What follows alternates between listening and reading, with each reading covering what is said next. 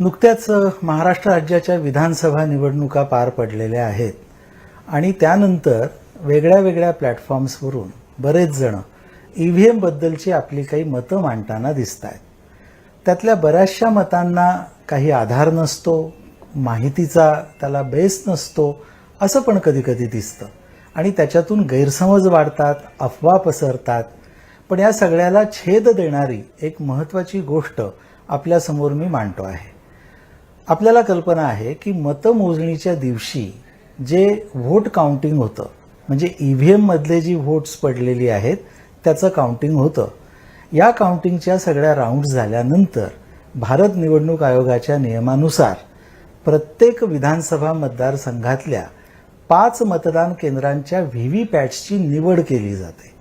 ही निवड random selection पद्धतीने, म्हणजे क्रमांकाच्या चिठ्ठ्या टाकून त्यातल्या कोणत्याही 5 या उचलल्या जातात आणि त्या क्रमांकाच्या मतदान केंद्रावर असलेलं व्हीव्हीपॅट हे उपस्थित असलेले सगळे जे काउंटिंग एजंट्स आहेत यांच्या समोर आणलं जातं आणि त्याच्या स्लिप काउंटिंगसाठीच्या विशिष्ट कक्षामध्ये त्याला केज्ड असं एक व्यवस्था केलेली असते.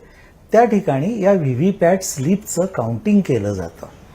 म्हणजे ही व्हीव्हीपॅट्स ही रँडमली सिलेक्टेड आहेत, कोणतीही 5 असू शकतात आणि या व्हीव्हीपॅटच्या स्लिपचं काउंटिंग सर्व काउंटिंग एजंट्सच्या उमेदवारांच्या प्रतिनिधीसमोर करताना भारत निवडणूक आयोगाचे निरीक्षक सुद्धा तिथे उपस्थित असतात.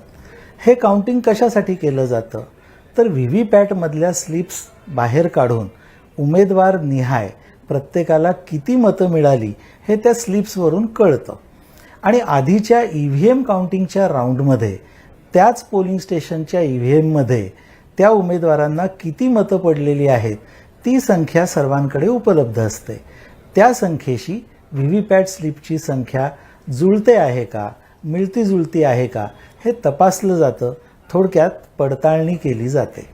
सांगायची गोष्ट ही आहे की आपल्या या महाराष्ट्र विधानसभा निवडणुकीच्या मतमोजणीच्या दिवशी महाराष्ट्रातल्या 288 विधानसभा मतदारसंघात प्रत्येकी 5 मतदान केंद्र या पद्धतीने एकूण 1440 एवढ्या व्हीव्हीपॅट्सच्या स्लिप्सची मोजणी करण्यात आली आणि या स्लिपच्या मोजणीनंतर जी राजकीय पक्षांच्या उमेदवारांच्या प्रतिनिधींसमोर करण्यात आली, ही मोजणी केल्यानंतर अशी पडताळणी दिसून आली की त्यात पडलेली उमेदवार निहाय मतं आणि ईव्हीएममध्ये पडलेली उमेदवार निहाय मतं ही तंतोतंत सारखी आहेत, त्याच्यामध्ये कुठलीही तफावत नाही असं आढळून आलं.